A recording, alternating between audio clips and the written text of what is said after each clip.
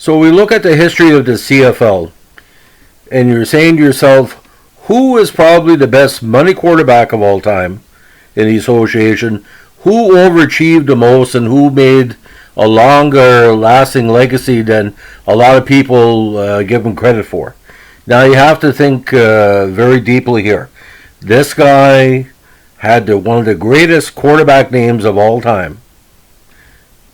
Won 3 Grey Cups, was MVP of all 3 games, and basically, although in the regular season he wasn't too good, you get him in the playoffs and he would overachieve. Of course, we could have to be talking about number 14, the legendary number 14, Sonny Wade. Now, Jesse Wade, later nicknamed Sonny, ended up being an All-American football player at Emory and Henry College in Virginia, but eventually was drafted in the 10th round, 236 overall, by the Philadelphia Eagles in the 1969 draft, but decided to jump to the CFL, and he took a struggling franchise in the Montreal Alouettes that were 2 inches away from over the cliff of folding or being bought and moved. And again, 1970, 1974, and 1977 won 3 Grey Cups and 3 Grey Cup MVP awards. Now, he attended Martinsville High School, where he was born April 1st, 1947, April Fool's Day. Now, in Martinsville, he played football, basketball, and baseball. He was selected to the first team All-State football team as both a quarterback and punter, which he did. He was a precursor to Danny White with the Cowboys. Not only excelling at football, Wade also was the 1964 state basketball championship member and performed well enough on the baseball diamond, so he was offered a professional baseball contract by the Pittsburgh Pirates right out of high school. Now, spurting the baseball contract, Wade decided to attend Virginia Tech on a full football scholarship after graduating high school in 1965.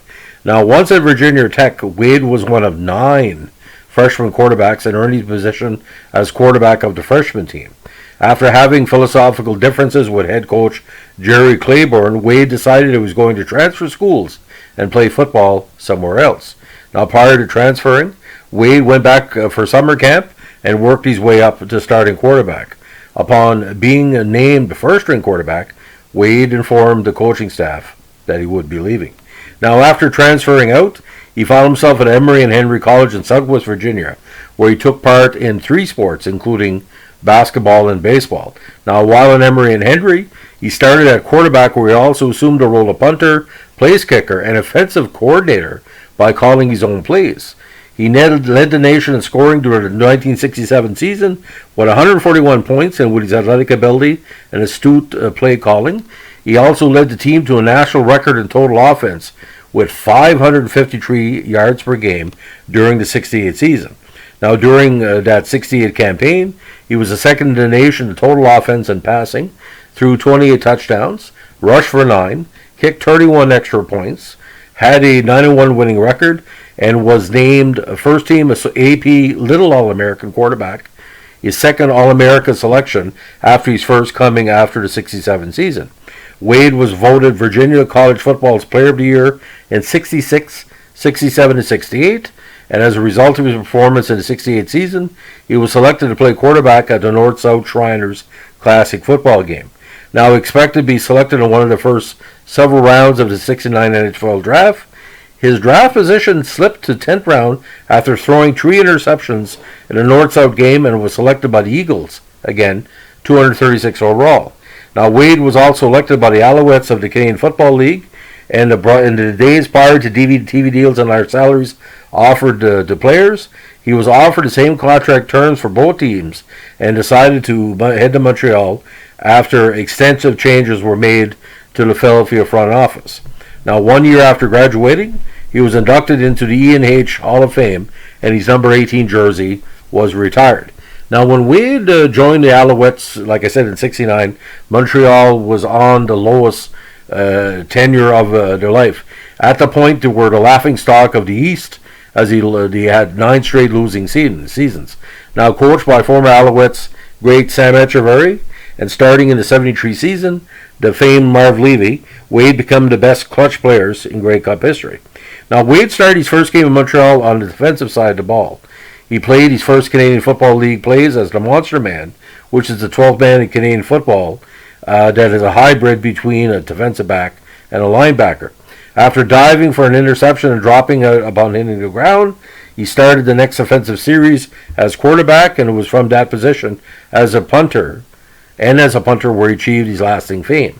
His first season in '69 was not great, with 164 completions out of 348 attempts for a completion percentage of 47. He was also intercepted a total of 30 times that year with only 12 passing TDs.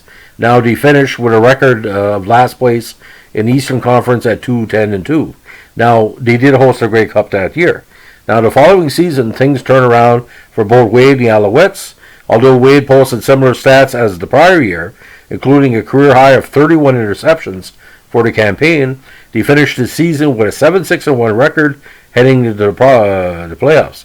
Now, known for his cool head play in the postseason, he led the team to a 4-0 record in the playoffs, including the 1970 Grey Cup, where the Owls defeated the Stampeders convincingly 23-10.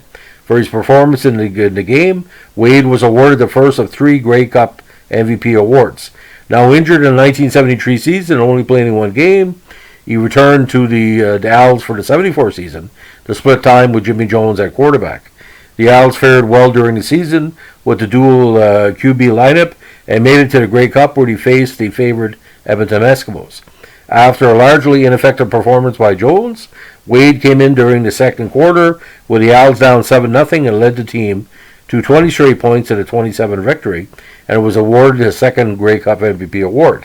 The following year, the Owls again met the Eskimos in the Grey Cup, and Wade again reprised his role as a relief for the ineffective Jimmy Jones and led the team on a late fourth-quarter drive deep in Edmonton territory before falling 9-8 on a missed field goal attempt, which was caused by Jones improperly catching the ball on a hike. Now, the 76 season led to more success in 77 as they once again played the Eskimos in the Grey Cup at the Olympic Stadium, their home field at the time, and quarterbacking during the Ice Bowl, heavy ice on the AstroTurf the whole game. He completed 22 of 40 passes for 340 yards, 3 touchdowns and 1 interception in a crushing 41-6 win over the Eskimos. After this game, he received his third Grey Cup MVP award. Now, Wade was known to perform exceptionally well under difficult weather conditions, a very cool head, very similar to Joe Montana in certain key situations. Actually, I think Joe Montana may have ripped off some of his AstroTurf style. Now, he also always played better in the playoffs than the regular season, and he said he's published reports at the time, he seems like I turn it on in the playoffs. Now, after the 78 season, a career of injuries, Wade decided to head to Philadelphia to play as a backup quarterback and a punter, but suffered a career-ending injury after a few minutes of the first day of training camp. After that final injury, he decided to head back to his hometown of Martinsville to settle down. Now, during his 10 years with Montreal, he completed 1,083 of 2,087 passes for a 52% completion percentage and 15,000 yards.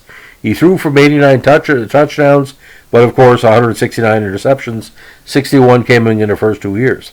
Now he has also on the record 7 interceptions in one game, thrown against the Stampeders on September 24th, 1972. In addition, he still holds the Alouettes record for most punts with 852. He was also the first-time 3-time winner of the Grey Cup MVP, equaled by the great Doug Flutie and the very dangerous Damon Allen. Now, after football, Wade entered in the textile industry in his hometown of Martinsville, which during the 80s and 90s was known as the sweatshirt capital of the world. After a 20-year career in sweatshirt sales, he retired in '99 and has lived his golden years hunting, gardening, trapping, and fishing. Wade now spends his Wednesday and Saturday mornings at a perennial staple and crowd favorite at the local farmers market, where he sells the vegetables he has grown in his personal garden. Local favorites are the homegrown heirloom tomatoes, which he usually has available by June. Now, he was inducted into the Virginia Sports Hall of Fame in '94 for his accomplishments as a college standout, as well as his achievements in the Canadian Football League. Now, in the history of the CFL, Sonny Wade has so much respect, especially in Montreal. He could have won the 75 Grey Cup. Injuries, but just like the Don Strock of the Miami Dolphins or Steve DeBerg, he was not a true starter, but like a person that you're saying, okay, let's bring in Sonny, but a good kicker. So just like Danny White, but in this case, Sonny could win the big one. Sonny Wade meant he was just. I was surprised he never became as popular as Guy Lafleur and Gary Carter and all that. But there was three championship icons of the Montreal Alouettes of that era: Gary Carter, Guy Lafleur, and Sonny Wade. And what a great time for Montreal sports, ladies and gentlemen. From 1970 to 1981 with the Monday on Monday. What an outstanding time for sports in Montreal. Don't forget pro wrestling. Don't forget boxing. The sport pages was there was always something to write good about Sonny Wade and the Alouettes at the time. And after Sonny Wade left, all the big pros came in. Montreal Alouettes were front page news as soon as Sonny Wade brought the cup back. So the 1960s were an odd factor, and Sonny Wade made the modern Montreal Alouettes, and for that, we say thank you. It was a sad time that the Alouettes weren't the most popular team in the CFL, and I became an Alouettes fan because of Sonny Wade, so this is dedicated to his creation of my fascination with the Alouettes. Have a good day. Bye.